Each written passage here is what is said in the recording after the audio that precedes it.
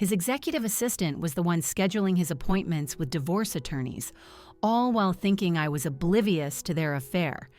She'd have this little smirk in her voice when I'd call, knowing full well he was plotting to leave me with nothing. The entire office was in on the joke, except for poor, naive me. Or so they thought. On the day our divorce was finalized, I showed them what I had been plotting all along. The first crack in the facade of my life appeared on a chilly Tuesday morning in March. I found Martin's phone buzzing against the granite countertop at 5:47 a.m. This wasn't unusual, except he was still fast asleep beside me, and the message preview read, "Can't wait for our meeting today, handsome." My fingers hovered over the screen. In 22 years of marriage, I had never once crossed that line, never invaded his privacy. Trust had been the bedrock we had built everything on, our unspoken pact. But an icy dread coiled in my gut as I watched the notification banner vanish, replaced by his usual alarm at 6 o'clock sharp. "Morning, my love," Martin mumbled, his hand reaching for the phone with a casualness that felt practiced. His thumb swiped the screen clear before I could even register the movement. "Sleep well." "Like a stone," I lied, scanning his face for tells I'd never needed to search for before. He gave me that same boyish smile that had won me over back in college, but now it felt rehearsed, like he was performing the role of a loving husband rather than simply being one. When had I become a member of the audience in my own marriage? The restaurant receipt tumbled out of his jacket pocket 3 days later while I was gathering his suits for the dry cleaner, La Belle Vie. Thursday evening. I remembered Thursday with perfect clarity because I'd made his favorite steak dinner and ended up eating it alone. Again, the receipt was for 2 entrees, 2 glasses of expensive Cabernet, and 1 shared chocolate lava cake. The exact kind of intimate dinner we hadn't shared in what felt like a lifetime. My hands shook as I held the flimsy piece of paper, my mind conjuring an image of Martin sitting across from someone else, someone who wasn't me, laughing as they shared dessert while I was at home scraping his untouched plate into a Tupperware container.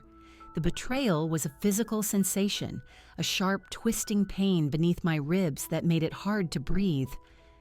"Find anything good in there?" Martin's voice from the bedroom doorway made me flinch. I turned, the receipt still crumpled in my fist. For a beat, we just stared at each other across the sudden, gaping chasm that had opened between us. His eyes darted to my hand, and I saw his jaw clench, an almost imperceptible tightening. "Just getting your suits for the cleaner," I said, my voice shockingly steady. He gave a slow nod, but his gaze remained fixed on my face. "Thanks. You're always taking such good care of me." The words, meant to be kind, landed like a mockery I wanted to scream, to throw the receipt in his face and demand he explain, to fight for the life we had built. Instead, I forced a smile and slipped the paper into my pocket. "Of course, honey. That's what a wife does."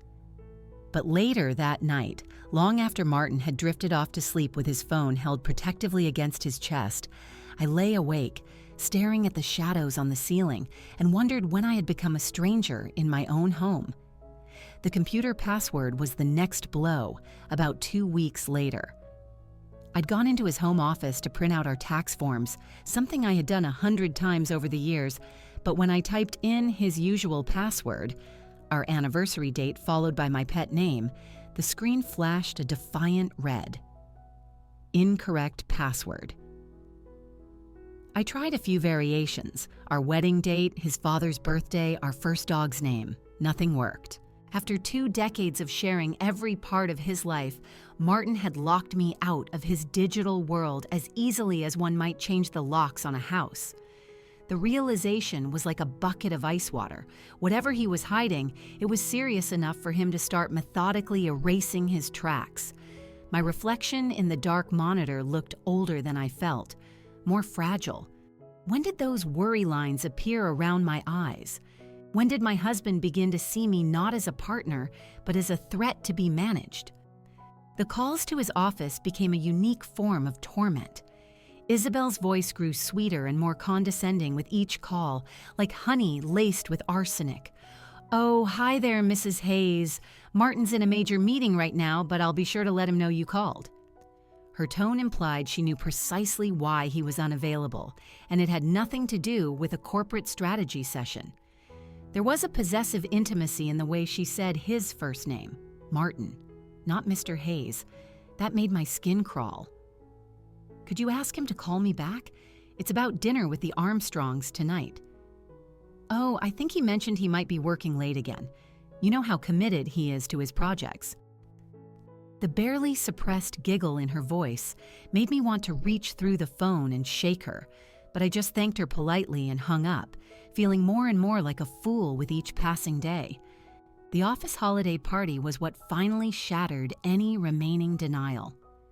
Martin had been distant for weeks, blaming it on the stress of year-end reports, but he seemed to brighten considerably when I suggested I might skip the party this year. "You should definitely go," I had insisted, not wanting to be the clingy wife who kept her husband from mandatory work functions. "I'll just stay home with a good book." But a nagging feeling took hold as I watched him get ready with uncharacteristic attention to detail, picking out his best suit and the expensive cologne I'd bought for his last birthday, a bottle that had sat untouched on his dresser for months. An hour after he left, I changed my mind. I arrived at the downtown hotel just as the main course was being served. I spotted Martin immediately, his back to me at a corner table. But what I saw next felt like a physical blow. Isabel was seated beside him, not across from him, as a professional colleague would be, but so close their shoulders were touching. She was wearing a delicate diamond necklace that glittered as she laughed at something he whispered in her ear. My breath hitched in my throat. That necklace. I had pointed it out in a jewelry store window 6 months ago on our last anniversary shopping trip. "It's exquisite," I'd said, tracing its shape on the glass. Martin had glanced at the price tag and just shaken his head. $4,000 for a necklace? That's a bit fiscally irresponsible, don't you think? I'd agreed. Of course, I had always agreed. But seeing it now, draped around the neck of another woman as she soaked in my husband's adoration, his practicality felt less like financial wisdom and more like a cold, calculated dismissal of my worth. I slipped out of the ballroom before he could see me, my face burning with a shame so profound it felt like a fever. How many people in that room knew what was going on? How many pitying looks had I unknowingly endured for months? How long had I been playing the part of the oblivious wife, the last one to know the truth of her own story?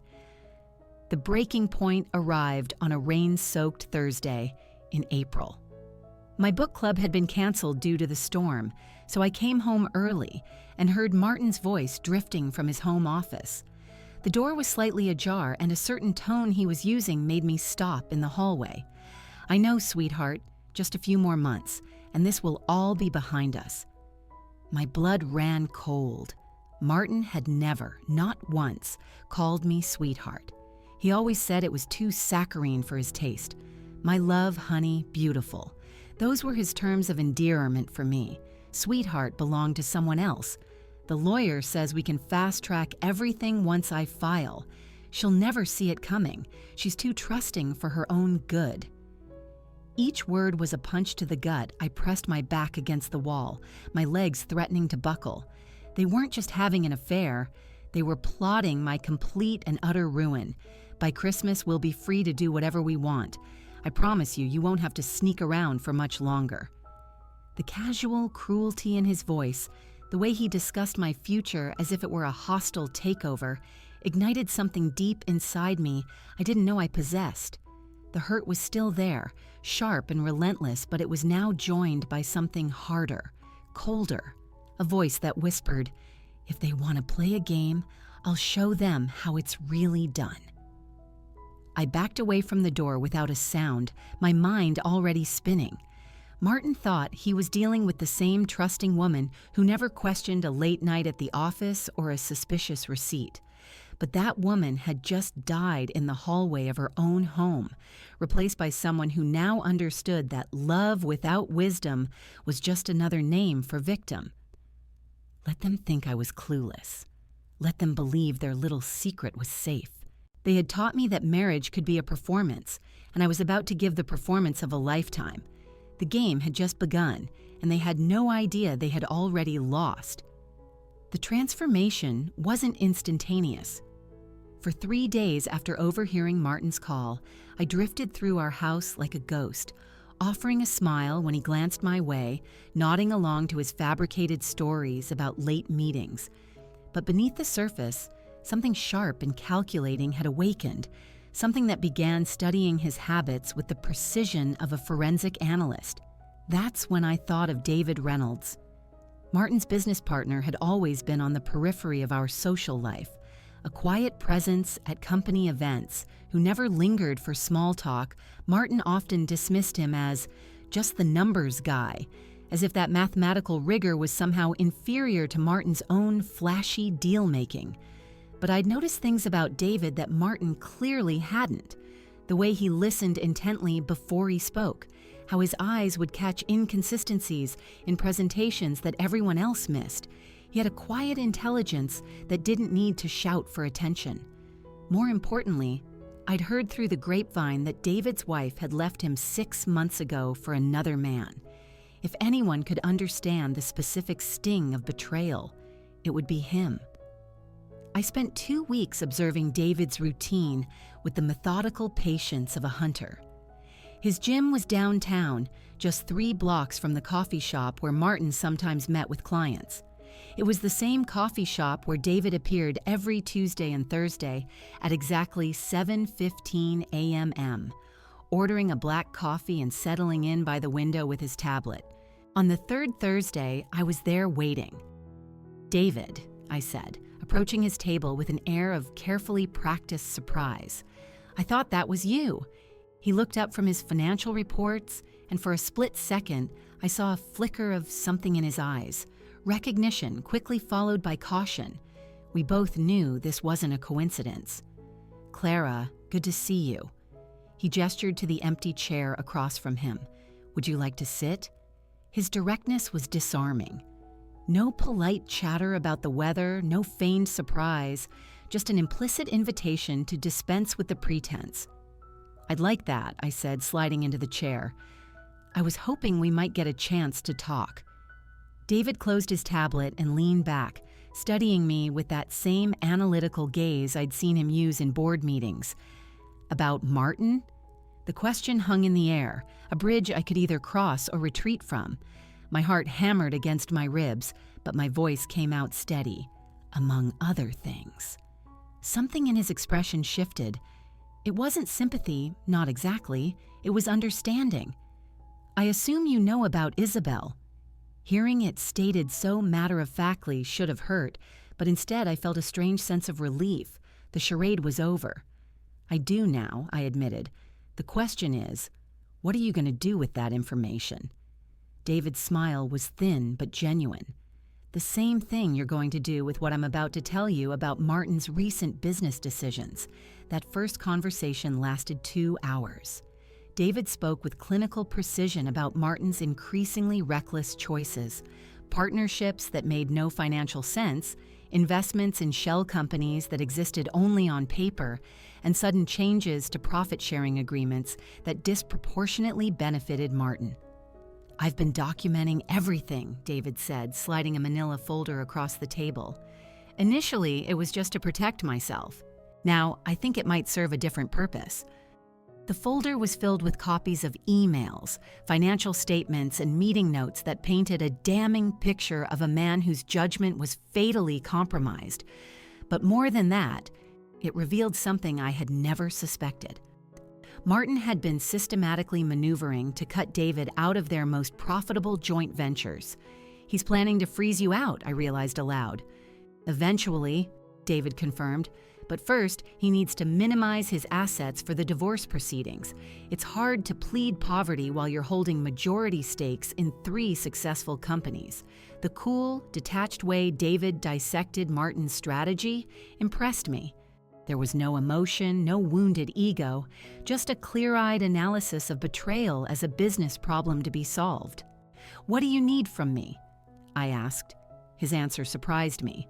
"Nothing. Yet. But when the time comes, I'll need someone who has access to Martin's personal files, someone he trusts completely." The irony was not lost on either of us. In the weeks that followed, I became a different person.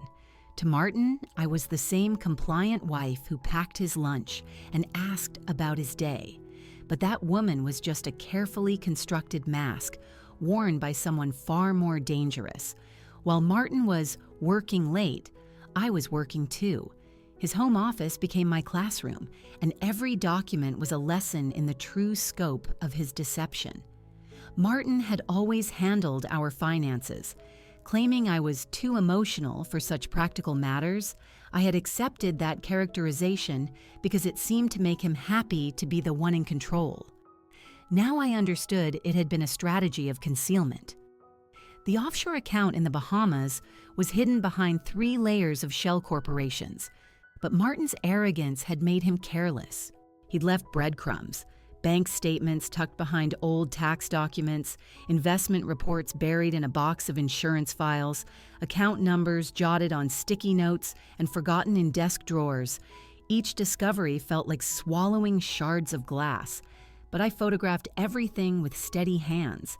The beachfront condo in Miami I'd never heard about, the stock options in tech startups I didn't know he owned, the retirement accounts that should have been joint but were listed solely in his name. By a conservative estimate, Martin had siphoned off nearly $2.5 million from our marital assets over the past 5 years. He truly believed he was untouchable.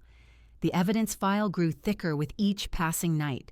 Screenshots of email exchanges with asset managers, photos of bank statements showing suspicious wire transfers, recordings of phone calls made from the landline extension I had learned to activate silently from the kitchen. But the most damning piece of the puzzle came by accident.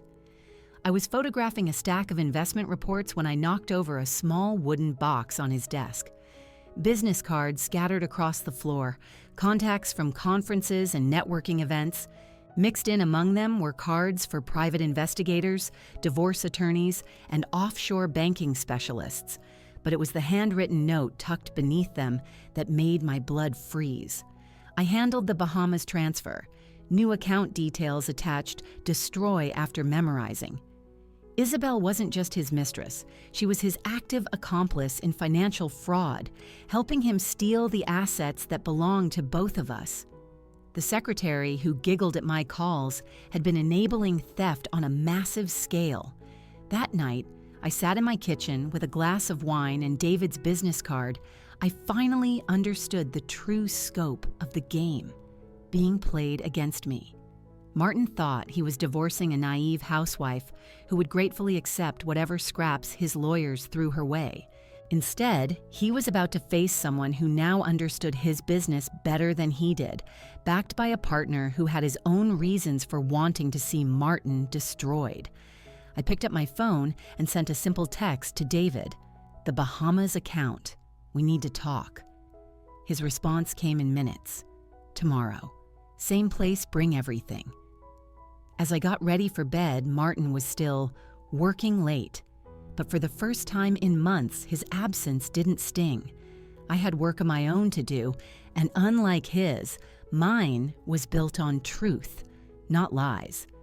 The student had become the master, and class was about to begin.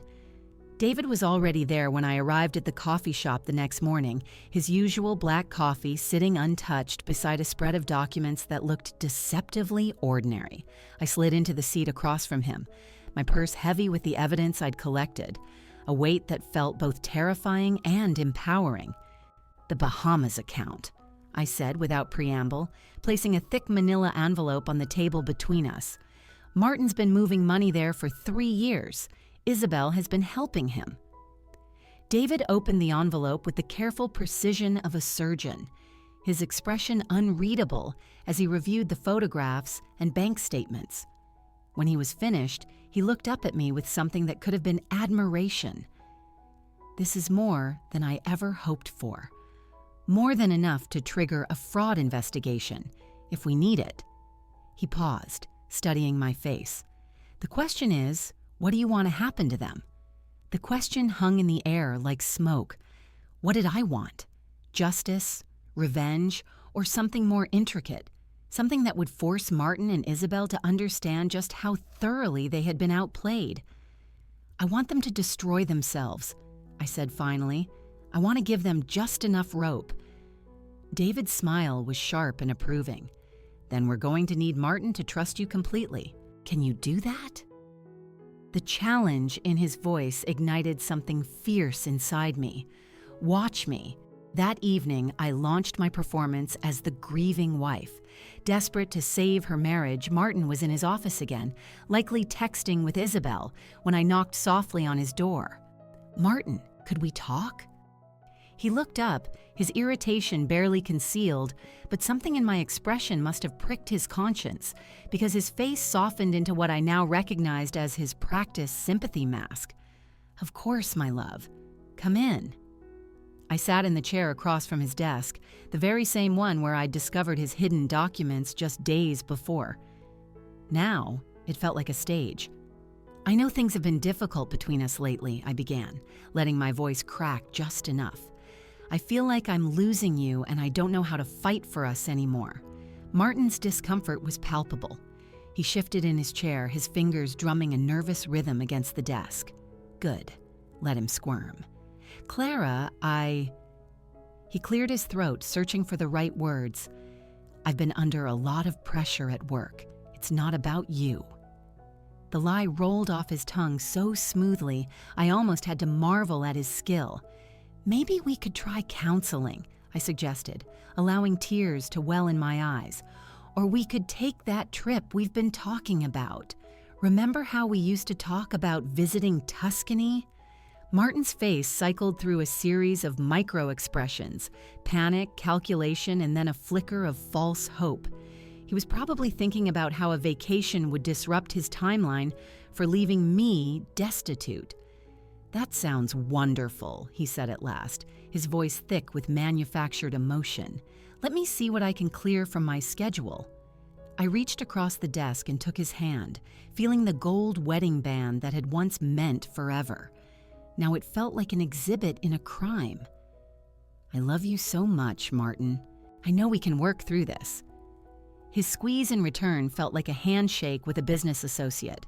Over the following weeks, my relationship with David deepened into something that surprised both of us. What began as a partnership of convenience, two betrayed spouses plotting revenge, evolved into a genuine alliance. Our morning coffee meetings turned from strategy sessions into long conversations that went far beyond our shared mission. David had a quiet integrity that felt like a foreign language after years of Martin's flashy manipulations. Where Martin performed honesty, David simply lived it. "You realize this could get complicated," David said one Thursday, his hand briefly covering mine on the table. The touch was electric, and we both felt it. "Everything's already complicated," I replied, not pulling away. "The question is whether we can stay focused until this is finished. And after it's finished?" Or the weight of that possibility hung between us, but I forced myself to be pragmatic. "After it's finished, we'll see who we are when we're not defined by what was done to us." David nodded, understanding the need for patience. But the attraction remained, a low hum beneath our professional collaboration. Meanwhile, David's concerns about Martin's business judgment provided the perfect cover for our investigation. Board meetings became intelligence-gathering sessions.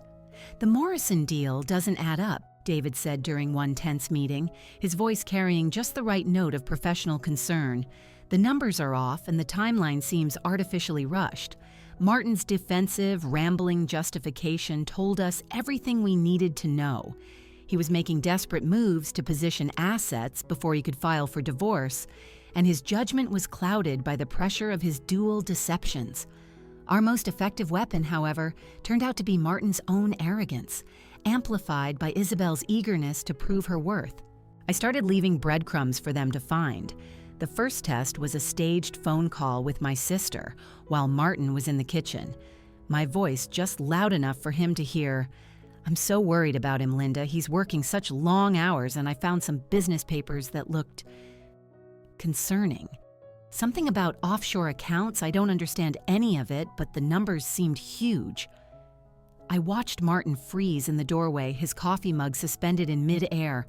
The flash of pure panic on his face was deeply satisfying.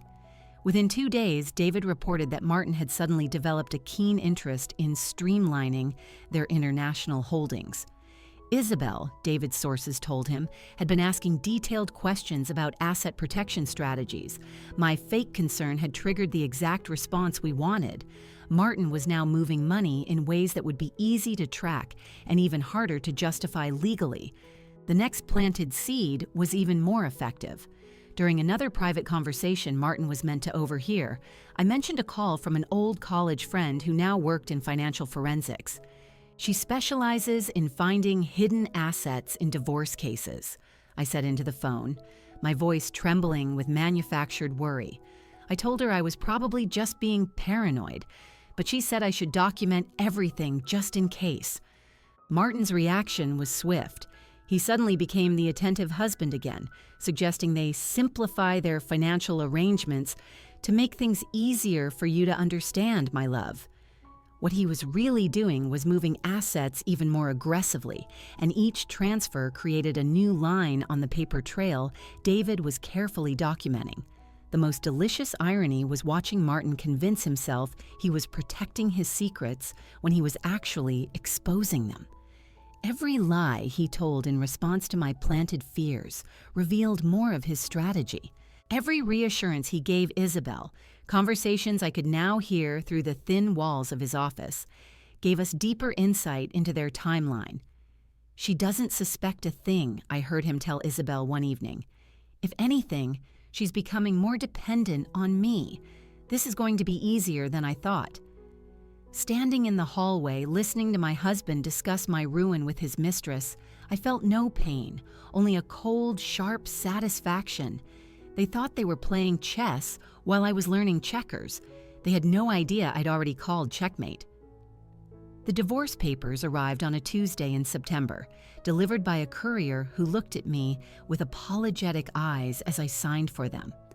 Martin wasn't home. He'd started staying at his downtown apartment more often, claiming the tension at home was affecting his work.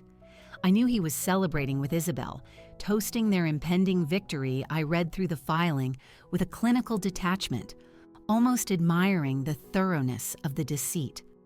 According to his attorney, I was an unstable spendthrift wife who had contributed nothing to our marital wealth. The proposed settlement was an insult, enough to rent a small apartment and buy groceries, but not even a fraction of what I was legally entitled to after 22 years. What Martin didn't know was that I'd been meeting with my own attorney for 6 weeks. Eleanor Vance was nothing like the theatrical lawyers Martin favored. She was quiet, methodical, and had built her career by dismantling the financial fortresses of cheating husbands. When I showed her my evidence file, her eyes lit up with the predatory gleam of a shark that smells blood. "We're going to let them think they're winning," she'd explained. "Your husband's arrogance will be his downfall. Men like him never read the fine print when they think they have it all." Now, sitting with his divorce petition, I understood exactly what she meant. Martin's lawyer had drafted agreements that looked devastating on the surface, but contained legal language that would protect me once the hidden assets were revealed. The first hearing was set for October 15th. I had 4 weeks to perfect my role as the devastated, helpless wife. I started by hiring an obviously incompetent attorney named Frank Peterson, a man whose reputation for losing high-profile cases was exactly what I needed to confirm Martin's belief that I was too emotional to fight back effectively. Meanwhile, Eleanor remained in the shadows, officially listed only as a financial consultant. My courthouse performance was Oscar-worthy. I dressed in muted grays, clutched tissues, and let my shoulders slump in defeat as I walked past Martin and his high-powered legal team. Mrs. Hayes, Martin's attorney began with practiced condescension. "Your husband has been more than generous. Given your lack of contribution to the marital assets," I dabbed at my eyes with a tissue, letting my voice crack. "I just want this to be fair. Martin worked so hard for everything. I don't want to be vindictive." The judge's expression softened with sympathy. Martin's lawyer smiled like a cat that had cornered a mouse. They saw exactly what I wanted them to see, a broken woman who knew she was beaten. Each concession I made was a small, secret victory. When I agreed to waive my claim to Martin's offshore holdings, I could see him physically relax. He had no idea my waiver specifically excluded any accounts I could later prove were hidden fraudulently. When I tearfully accepted a smaller share of our home's sale price, his attorney patted my shoulder in mock sympathy.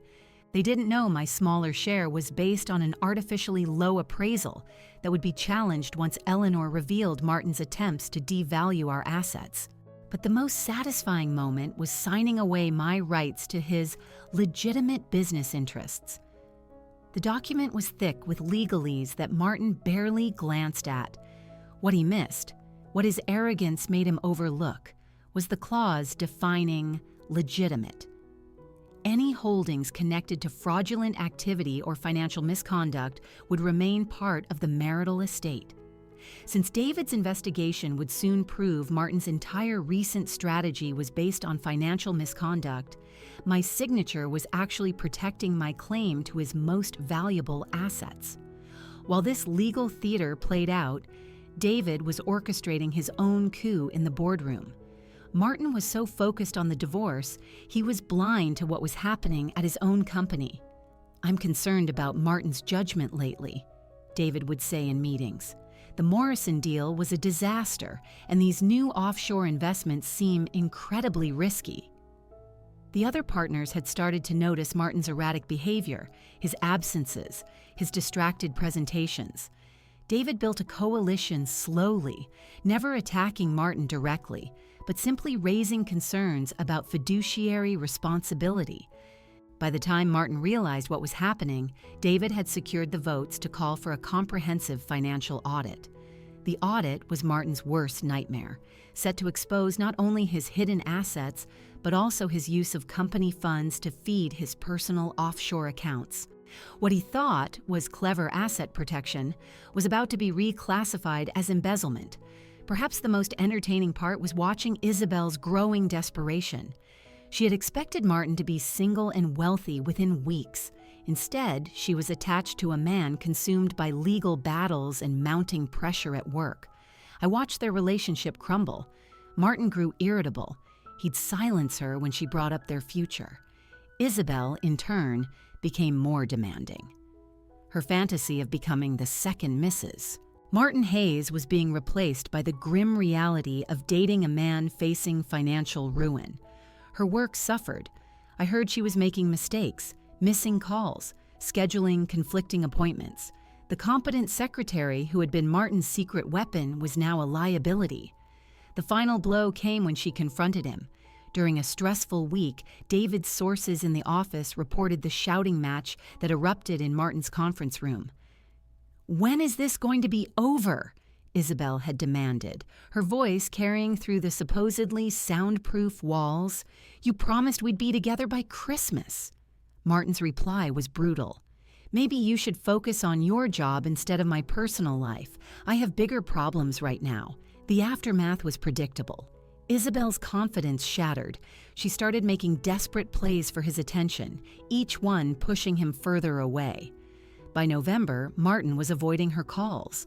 The woman who had been his escape had become just another source of stress. As I watched their affair implode under the weight of my carefully orchestrated chaos, I felt no sympathy. They had planned to destroy my life for their own pleasure. Now they were destroying each other, and I had a front row seat. The judge's gavel fell at 3:47 p.m. on a gray December afternoon, making our divorce official. Martin sat beside his attorney, his shoulders relaxed for the first time in months, radiating satisfaction. He thought he had just pulled off the perfect crime. I maintained my performance to the end, dabbing at my eyes as the judge confirmed my generous settlement.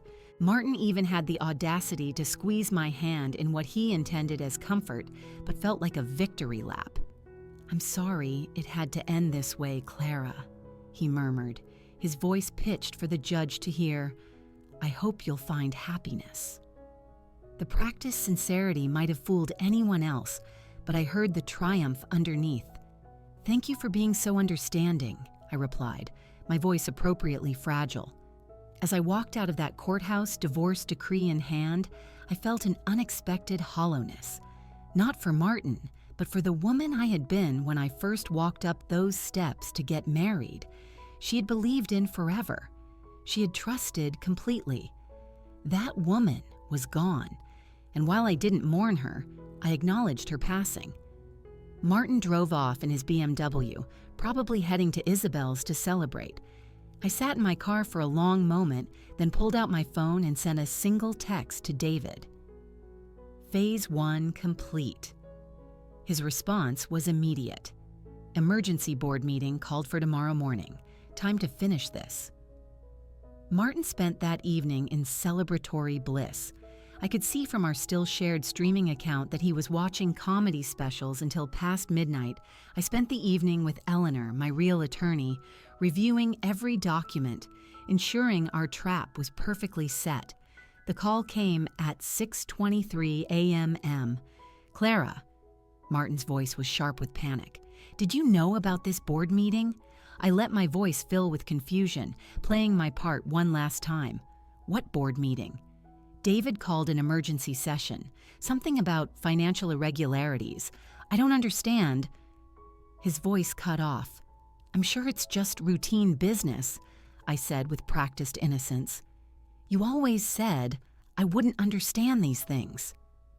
There was a long silence when he spoke again. His voice carried a note I had never heard before. Genuine fear. "Clara, if anyone asks you about our finances, about offshore accounts..." "Martin, you're scaring me. What's wrong?" But he had already hung up. The board meeting convened at 9 a.m. This time, David was seated at the head of the table, Martin's usual spot. "Gentlemen," David began, "we have a serious problem. I have discovered a systematic diversion of company resources for personal gain. The presentation that followed was a masterpiece. David laid out Martin's offshore accounts, his use of company funds, his manipulation of agreements. But the most damning evidence came from an unexpected source. These emails sent from the account of Martin's secretary," David explained, projecting Isabel's messages onto the wall screen, "detail the movement of funds to accounts outside our normal operations. Ms. Patterson appears to have been instrumental in facilitating these transactions." Martin's face went white as he read Isabel's helpful messages about handling the Bahamas transfer. Every communication she thought was helping him was now evidence in a conspiracy. "This is ridiculous," Martin stammered, his voice lacking any conviction. "Those are legitimate business investments. Investments that, coincidentally, increased dramatically during your divorce proceedings." David's question hung in the air like a blade. "Investments that your ex-wife waived all claims to in court yesterday?" The room fell silent. The board members understood. Martin hadn't just stolen from the company. He had orchestrated his divorce to profit from the theft. The vote was swift and unanimous. Martin was removed as CEO, effective immediately, pending a full forensic audit, and a potential criminal investigation security would escort him from the building. As Martin gathered his belongings, his phone rang constantly. It was Isabel, no doubt, wondering why her calls were being redirected. She would soon learn she was unemployed, too. News of Martin's fall from grace spread like wildfire. By evening, the details of Isabel's role were common knowledge. Her attempts to find a new job were met with polite rejections. Her once impressive resume was now toxic. The woman who giggled at my calls and wore my dream necklace had become a cautionary tale. Within weeks, she quietly left the city, a ghost on social media, her professional life in ruins. As for Martin, He learned that afternoon that his generous divorce settlement had been based on fraudulent disclosures. My waiver on offshore assets applied only to legitimate holdings, not stolen funds.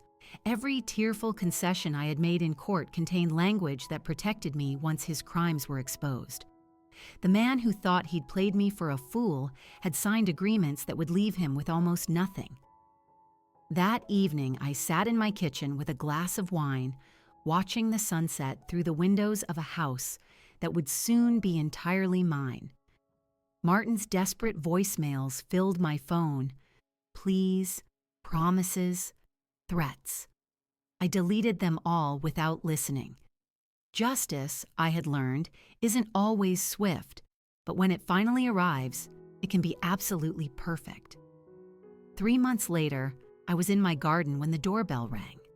I had replaced Martin's useless putting green with raised beds for herbs. The man on my porch was a shadow of his former self. His expensive suit hung loosely on his frame, and his eyes had the hollow look of someone who has discovered consequences are real. "Hello, Clara." He held out a bouquet of grocery store roses. "I was hoping we could talk." "What about exactly?" I asked, my hand on the door. He launched into a practiced speech about making mistakes, about losing sight of what was important. It was a pathetic performance. I know I have no right to ask, but I was hoping we could try again, start over. The audacity was breathtaking. "Come in," I said, stepping aside. I led him to the living room and returned from the kitchen with 2 cups of coffee and a manila folder I'd been keeping for this exact moment. "I've missed this," he said, looking at our wedding photo. "I've missed us." "Have you?" I said, opening the folder. "Because according to this email you sent to Isabel in September, you were planning to be finally free of the burden by Christmas." I laid out the evidence piece by piece, the bank statements, the phone recordings, the business emails where he referred to me as the problem that needs solving. "You see, Martin, I know what you missed. You missed having someone too trusting to question your lies. You missed a convenient cover for your financial crimes." The dawning recognition in his eyes was everything I had hoped for. "How long?" he whispered. "How long have you known?" "Since March. How long have I been planning this? Since the day I heard you promise Isabel you'd leave me penniless." He tried to explain, to justify, to rewrite history, but every word only proved how completely he misunderstood. When he finally left, the flowers lay forgotten on the coffee table, already wilting. That evening, David called. "How did it go?" "Exactly as expected," I said. "He still thinks this is about hurt feelings, not calculated justice." "Are you all right?" he asked, his voice filled with genuine concern. Over the months, David had become a trusted friend, but we had both been careful not to let our attraction complicate the mission. "I'm perfect," I said, and I meant it. "What about you? Ready for your new life as CEO?" "It feels right," he said. "But I wanted to ask you something. I'm moving to the Boston office to oversee the expansion. I was wondering if you'd like to come with me." 6 months ago, I might have said yes without a second thought. But the woman Martin's betrayal had created was smarter than that. "David," I said gently, "we're both still figuring out who we are without our old lives. Maybe we should do that separately before we try building something new together." His laugh was warm and understanding. "I was hoping you'd say that it means you've really learned to trust yourself." I had. For the first time, I was making decisions based on what I wanted, not what someone else expected.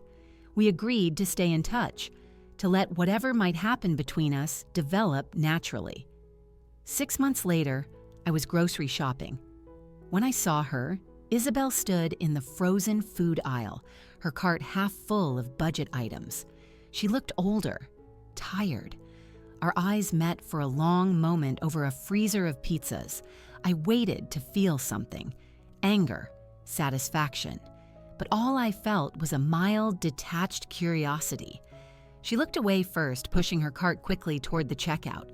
I continued my shopping, picking out ingredients for a dinner party I was hosting for my new friends. Martin's final text had come 2 weeks earlier. "I never meant to hurt you. I hope you can forgive me someday." I'd read it, felt nothing, and deleted it. He had become irrelevant. The woman who once measured her worth by her husband's approval had become someone who trusted her own judgment completely. The future stretched ahead, like an open road, and for the first time in decades, I was the only one deciding which direction to drive. This story of sweet revenge had you on the edge of your seat. Hit that like button right now. My favorite part was when Clara revealed that evidence folder to Martin. Watching him realize every move he made was anticipated and countered. What was your favorite moment? Drop it in the comments below. Don't miss more thrilling stories like this. Subscribe and hit that notification bell so you never miss an upload. End of story.